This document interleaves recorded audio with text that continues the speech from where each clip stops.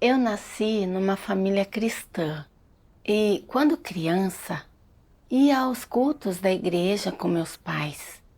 Eu não sabia por quê, mas com o passar do tempo, comecei a sentir um vazio constante no meu coração. Eu não sabia o que dizer ao Senhor quando orava e não me sentia esclarecida quando lia a Bíblia. Eu me sentia muito distante do Senhor e sentia uma grande dor. Mais tarde, muitas vezes eu procurava sermões de pastores que pudesse ouvir. E também assistia a muitos filmes que deviam inspirar fé. Também fiz meu melhor para parar de fazer coisas que não estavam de acordo com as exigências do Senhor. Mas meu coração continuava vazio. Um dia, meu marido e eu assistimos a um filme cristão no YouTube chamado Esperança, que nos tocou muito. Quando o filme começou, o protagonista estava escrevendo suas experiências pessoais e disse: 2000 anos atrás, o Senhor Jesus prometeu aos seus seguidores: eis que cedo venho. Essa frase da Bíblia nos cativou imediatamente. Todas as profecias em Apocalipse eram um mistério. E aqui o protagonista estava falando sobre uma seção das profecias do livro. O que ele diria em seguida? Continuamos assistindo com curiosidade cada vez maior. Então, o protagonista no filme é preso pelo Partido Comunista Chinês por acreditar em Deus. Na prisão, ele conhece o irmão Zhao Zimin, que acredita em Deus Todo-Poderoso. Zimin encontra uma chance de passar um pedaço de papel para ele. Nele está escrito: não fique desanimado, não seja fraco, e eu esclarecerei as coisas a você.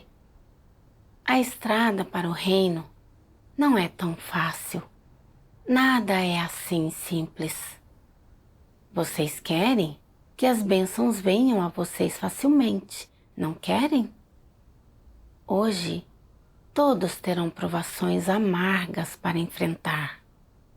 Sem tais provações, o coração amoroso que vocês têm por mim não se tornará mais forte, e vocês não terão um amor verdadeiro por mim.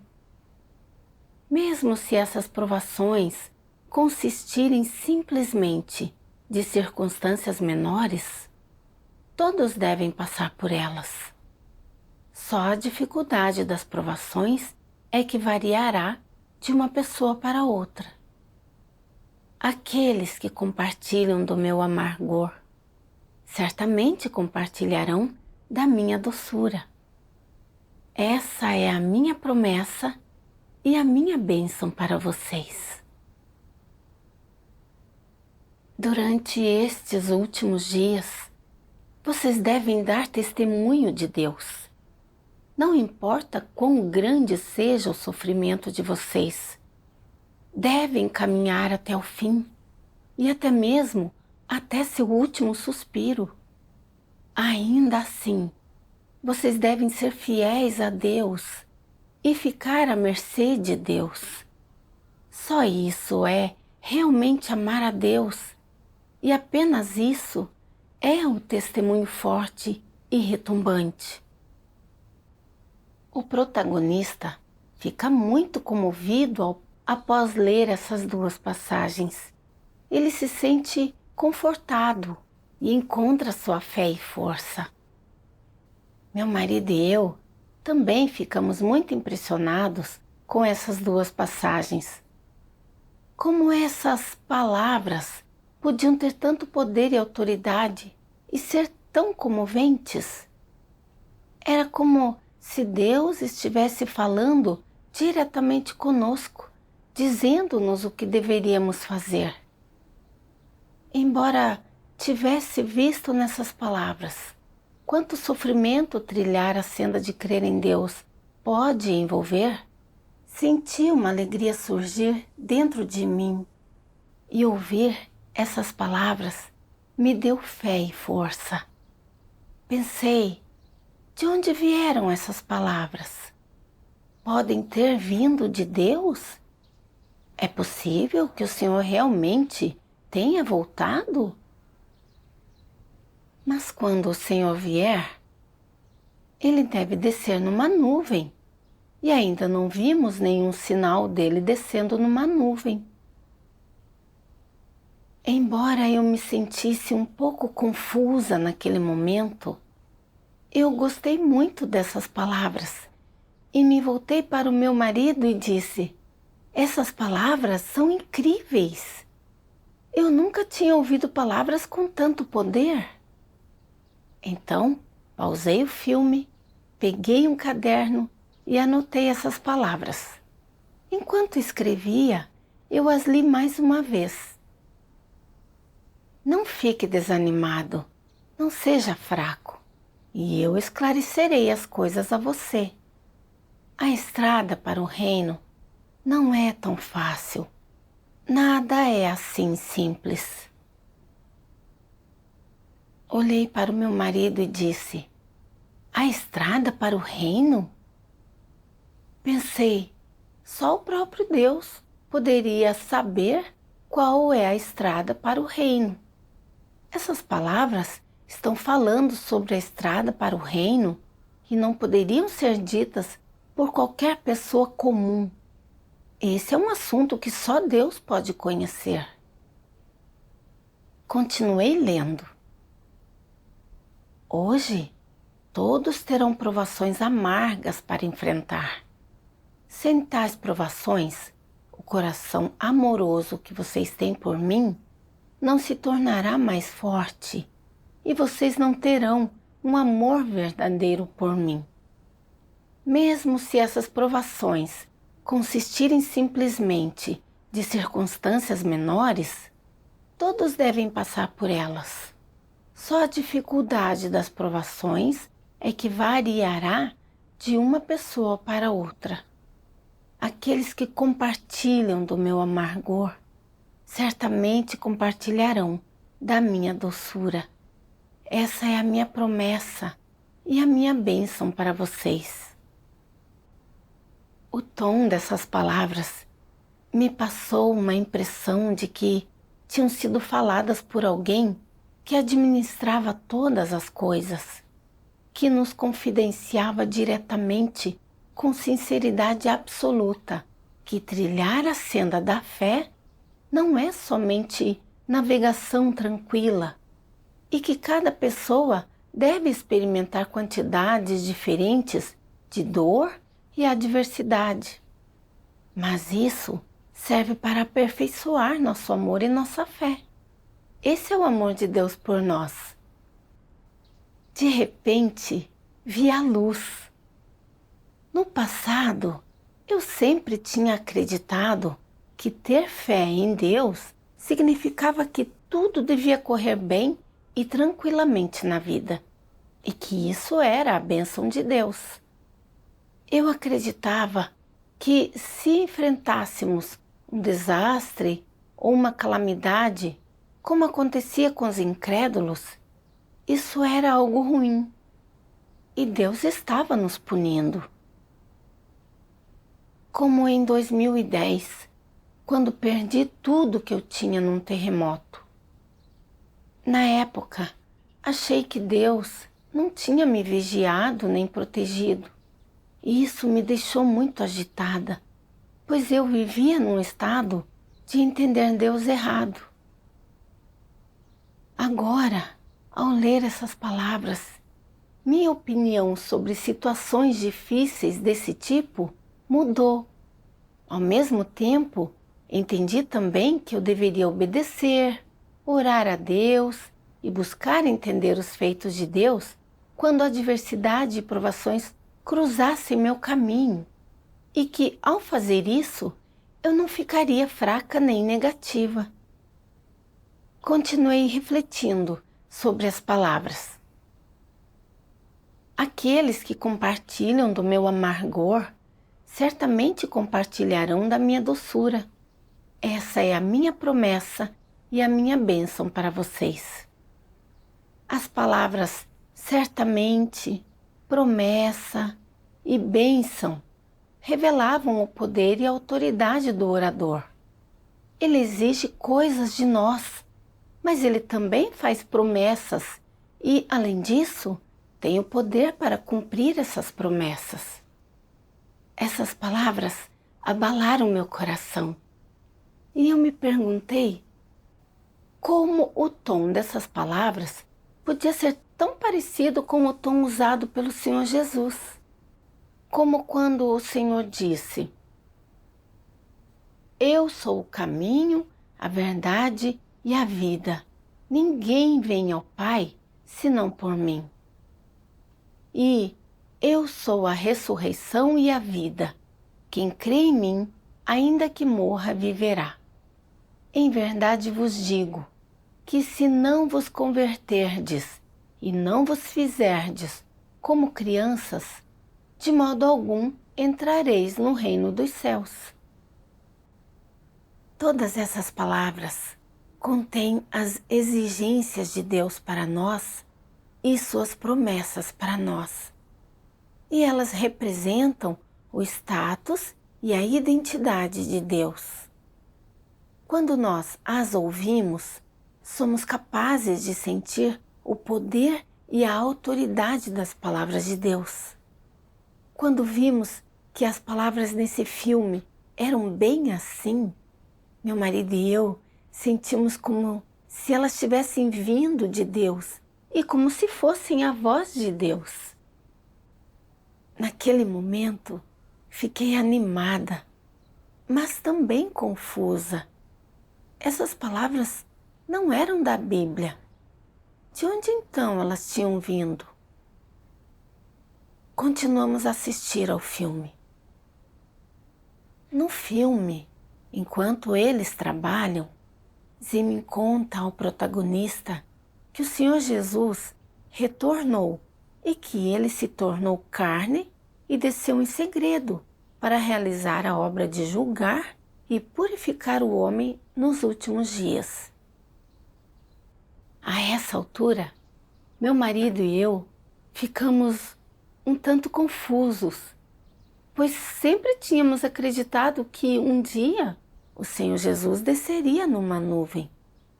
Mas então no filme, Zimin disse: só aguardamos o retorno do Senhor com base nas profecias de sua descida numa nuvem, mas ignoramos outras profecias sobre o retorno do Senhor.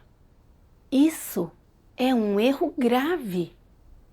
Muitas partes da Bíblia contêm profecias sobre o retorno do Senhor. Por exemplo, as profecias do Senhor. Eis que venho como ladrão. Mas à meia-noite ouviu-se um grito: eis o noivo, saí-lhe ao encontro. Existe também Apocalipse capítulo 3, versículo 20. Eis que estou à porta e bato. Se alguém ouvir a minha voz e abrir a porta, entrarei em sua casa e com ele cearei e ele comigo. E Lucas capítulo 17, versículos 24 e 25. Pois assim como o relâmpago, fuzilando em uma extremidade do céu, ilumina até a outra extremidade, assim será também o Filho do Homem no seu dia. Mas primeiro é necessário que ele padeça muitas coisas e que seja rejeitado por esta geração. Essas profecias mencionam o retorno do Senhor como um ladrão e a vinda do Filho do Homem. Mencionam que ele fala com as pessoas ao bater a porta e assim por diante. Isso mostra que quando se trata do retorno do Senhor, além de sua descida pública numa nuvem, ele também descerá de forma secreta. Se acreditássemos que o Senhor só retornará descendo numa nuvem, as profecias de sua vinda em segredo não poderiam ser cumpridas. Há muitas profecias na Bíblia sobre o retorno do Senhor nos últimos dias. Se ignorarmos as outras profecias e delimitarmos a forma como o Senhor retornará, a sua descida numa nuvem branca só com base em uma ou duas partes da Bíblia, é provável que percamos a chance de acolher seu retorno e que sejamos rejeitados por ele. Nesse momento, meu marido e eu pegamos imediatamente a nossa Bíblia e verificamos esses versículos palavra por palavra. Enquanto fazíamos isso, eu pensei: esses versículos realmente falam do retorno do Senhor em segredo. Portanto, parece que a vinda do Senhor nas nuvens não é a única forma como ele retornará. Isso realmente abriu os meus olhos. Meu marido e eu continuamos assistindo ao filme. Simeon deu continuação à sua comunhão, dizendo: a Bíblia profetizou que o Senhor virá como um ladrão.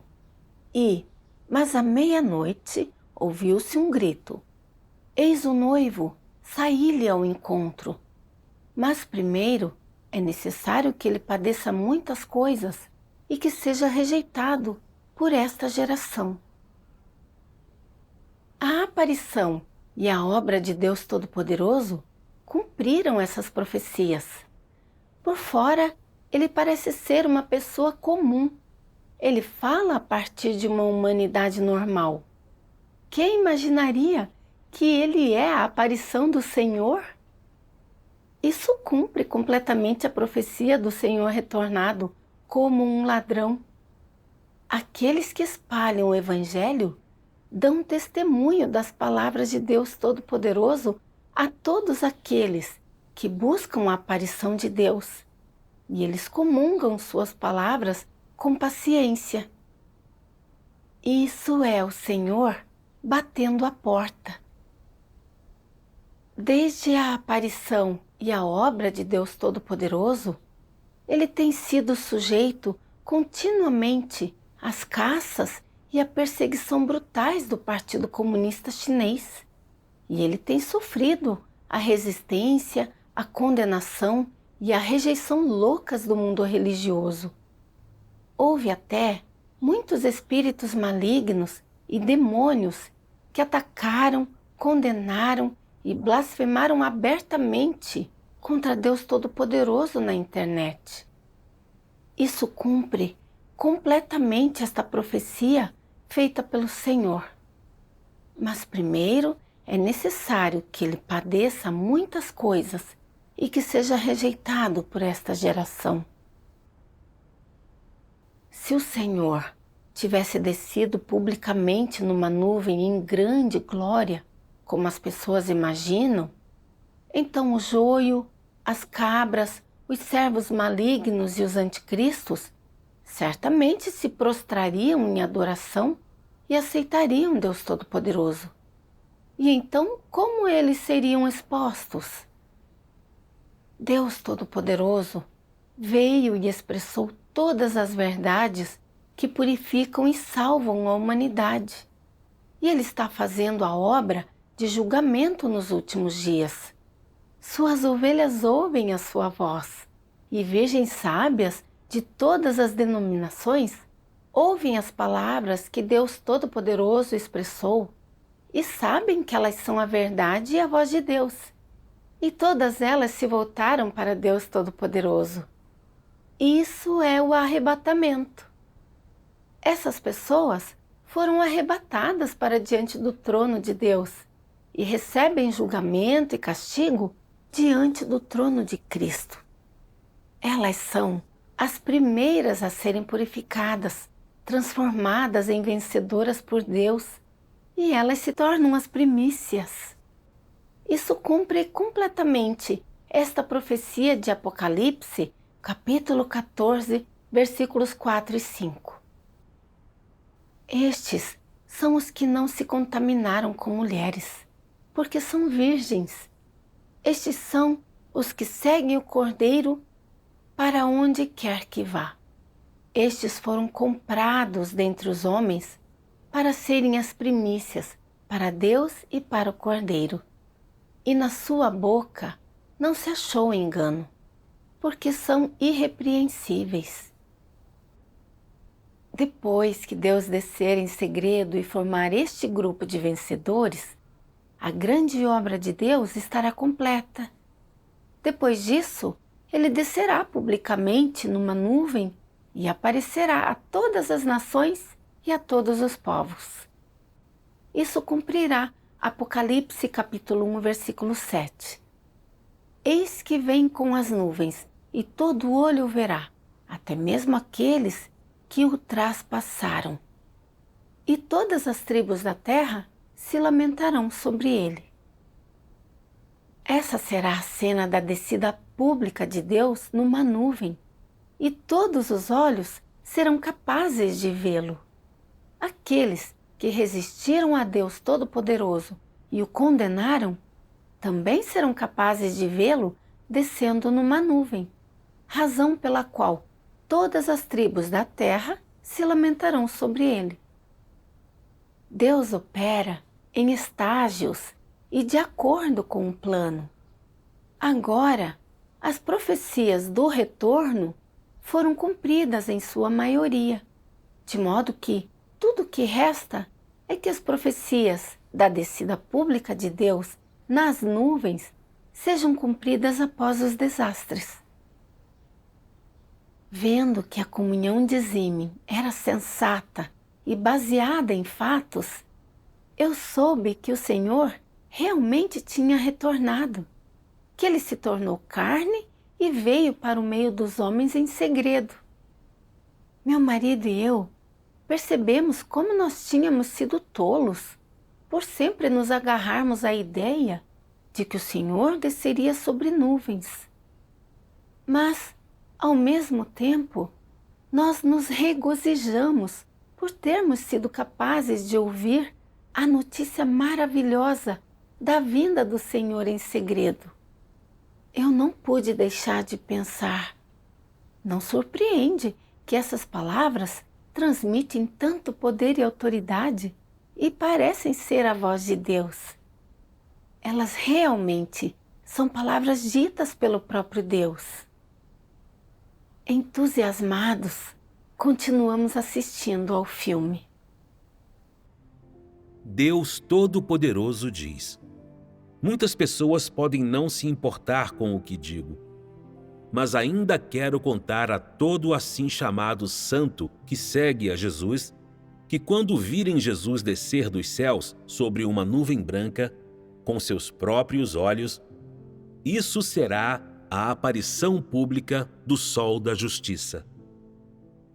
Talvez esses sejam tempos de grande empolgação para você, mas você deve saber que o tempo em que você testemunhar Jesus descendo dos céus é também o tempo em que você descerá ao inferno para ser punido. Esse será o tempo do fim do plano de gestão de Deus, e será quando Deus recompensará os bons e punirá os perversos. Pois o juízo de Deus terá terminado antes que o homem veja sinais, quando houver apenas a expressão da verdade.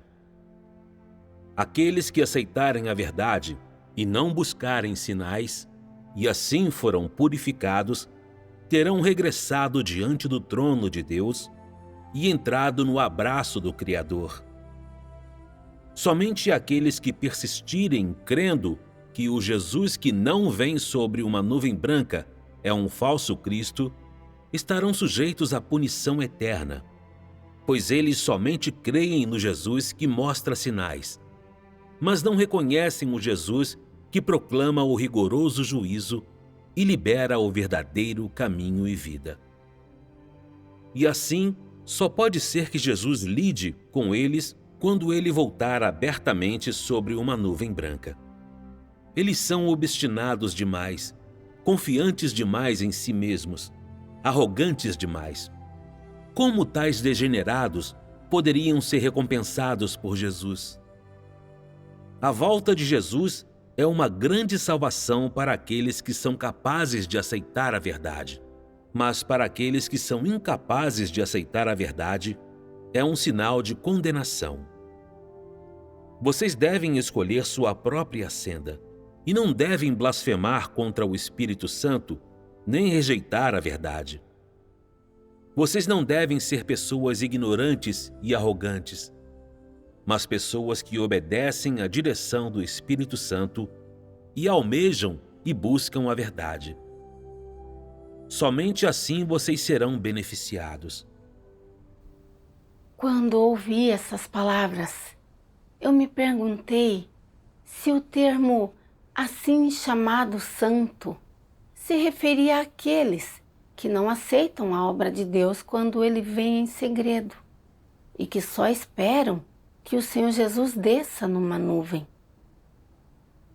Durante todos esses anos, quase todo mundo religioso tem esperado que o Senhor desça sobre as nuvens. Mas essas palavras afirmam claramente que se nos agarrarmos cegamente à ideia da vinda do Senhor Jesus sobre as nuvens e nos recusarmos a aceitar o fato de que Deus já veio para o nosso meio em segredo, nós acabaremos sendo punidos por Deus. Pois, quando isso acontecer, a obra de Deus nos últimos dias de julgar, purificar e salvar plenamente o homem terá acabado. O tom dessas palavras é rígido. Elas transmitem o caráter de Deus, que não se ofende. Elas são cheias de poder e autoridade, e elas nos enchem de temor e reverência. Ao mesmo tempo, essas palavras nos servem como um lembrete e como conselho e encorajamento,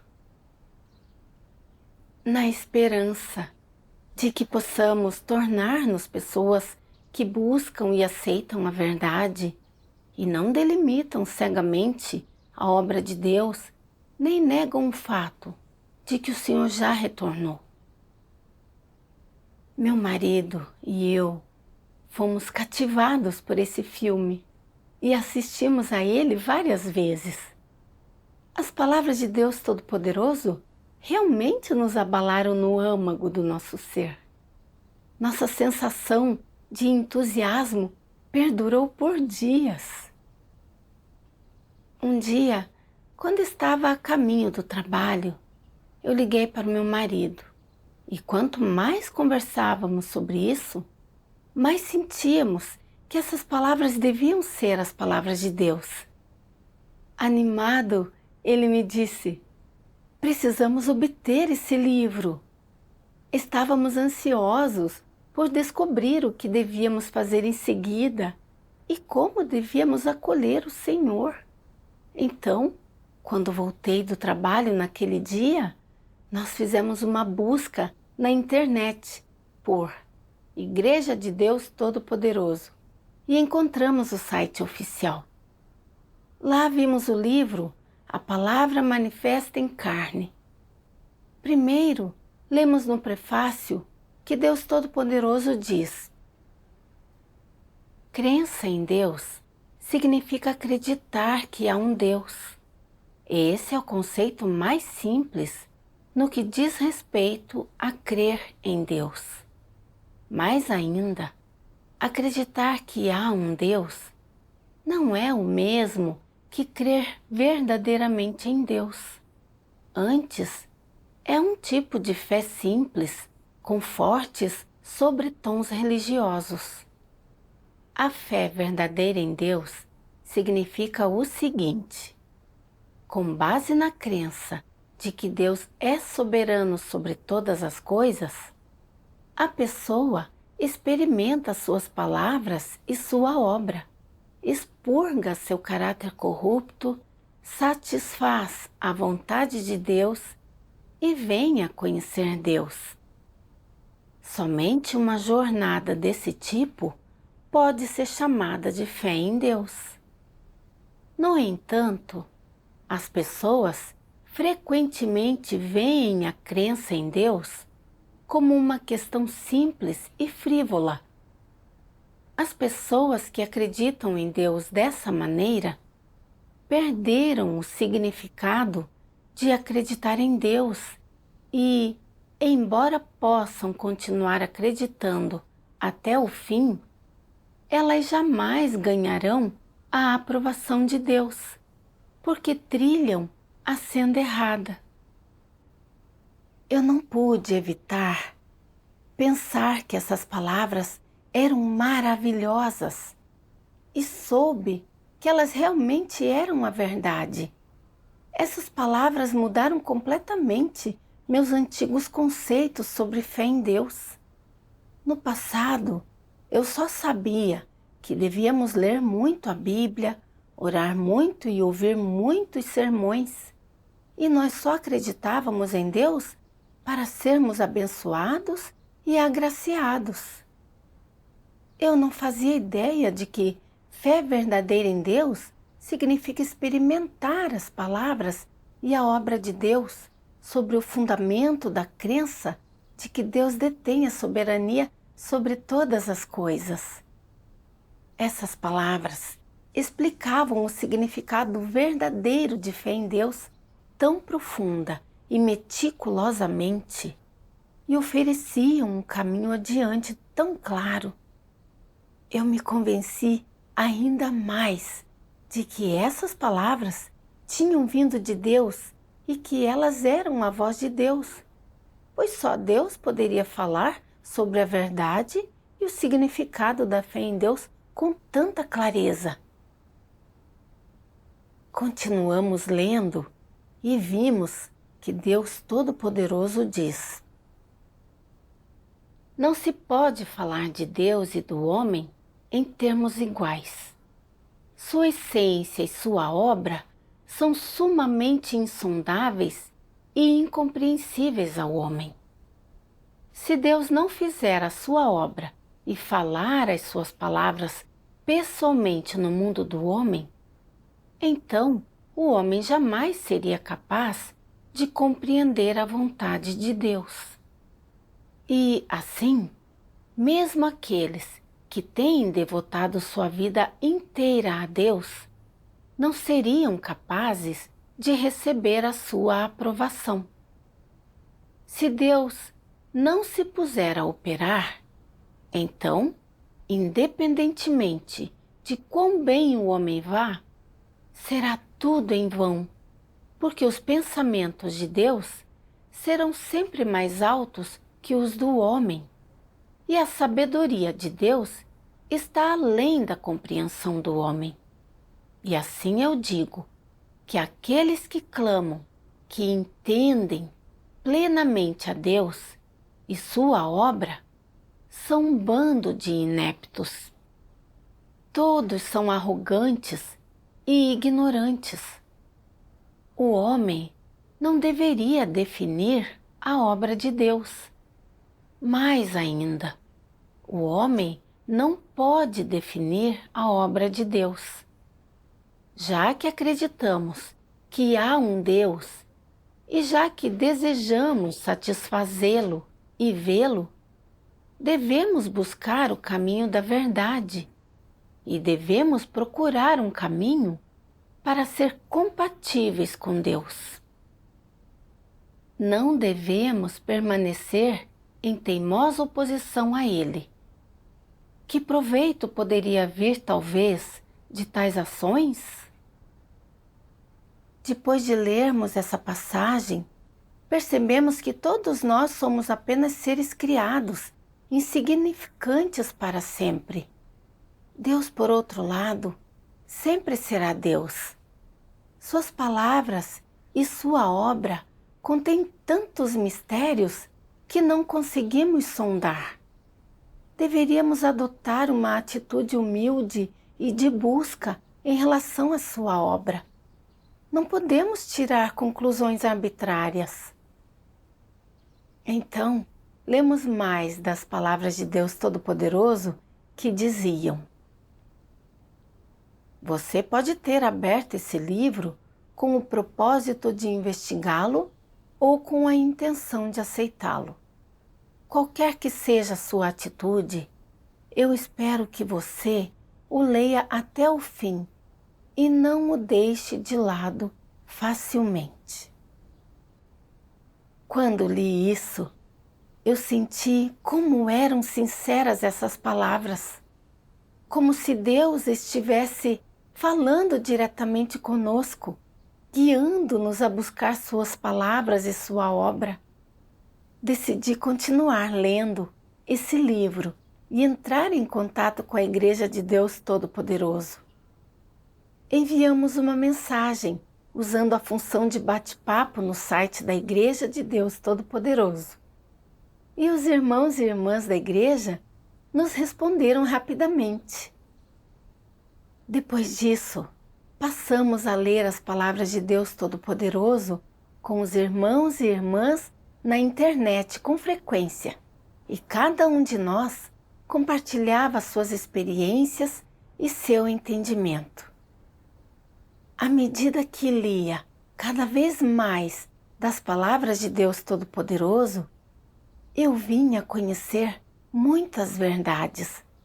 Por exemplo, como Deus realiza a obra de julgamento nos últimos dias, a diferença entre ser salvo e alcançar salvação plena, o que significa ser arrebatado, que tipo de pessoa pode entrar no reino dos céus e o mistério da encarnação. Assisti a um vídeo de leitura de 2 passagens das palavras de Deus Todo-Poderoso depois disso. Deus Todo-Poderoso diz: quando veio para o mundo do homem, Jesus introduziu a era da graça e encerrou a era da lei. Durante os últimos dias, Deus mais uma vez se tornou carne, e com esta encarnação, Ele encerrou a era da graça e introduziu a era do reino. Todos aqueles que são capazes de aceitar a segunda encarnação de Deus serão conduzidos para a era do reino, e além disso, se tornarão capazes de aceitar pessoalmente a orientação de Deus. Embora tenha feito muita obra entre os homens, Jesus apenas completou a redenção de toda a humanidade e tornou-se oferta pelo pecado do homem. Ele não livrou o homem de todo o seu caráter corrupto.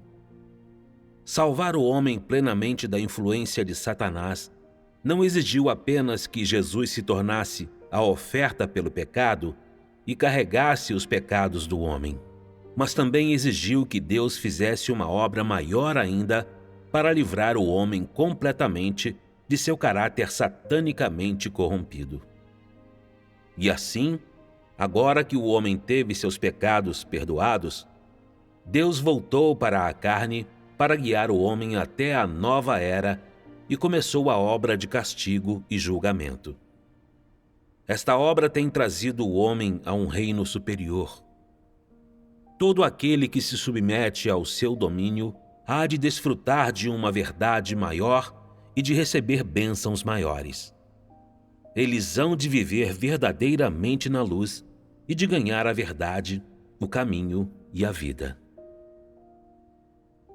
Da obra de Jeová à obra de Jesus, e da obra de Jesus àquela deste estágio atual, esses 3 estágios abrangem de forma contínua toda a gama do gerenciamento de Deus, e são todos obra de um só Espírito. Desde a criação do mundo, Deus sempre esteve operando na gestão da humanidade. Ele é o princípio e o fim. Ele é o primeiro e o último. E Ele é aquele que inicia uma era e aquele que encerra a era. Os 3 estágios da obra, em diferentes eras e diferentes locais, são inequivocadamente a obra de um só Espírito. Todos aqueles que separam esses três estágios estão em oposição a Deus. Depois de ler as palavras de Deus Todo-Poderoso, entendi que o Senhor Jesus só realizou a obra de redimir a humanidade, mas não a obra de julgar, purificar e salvar plenamente o homem nos últimos dias.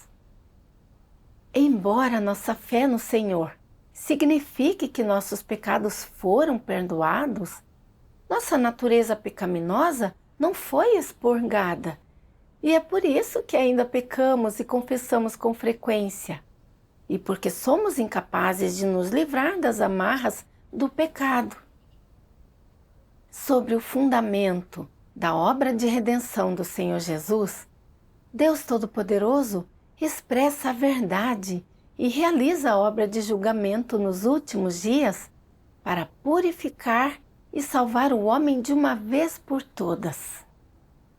Deus Todo-Poderoso e o Senhor Jesus são um só Deus, que assume nomes diferentes e realiza obras diferentes em eras diferentes.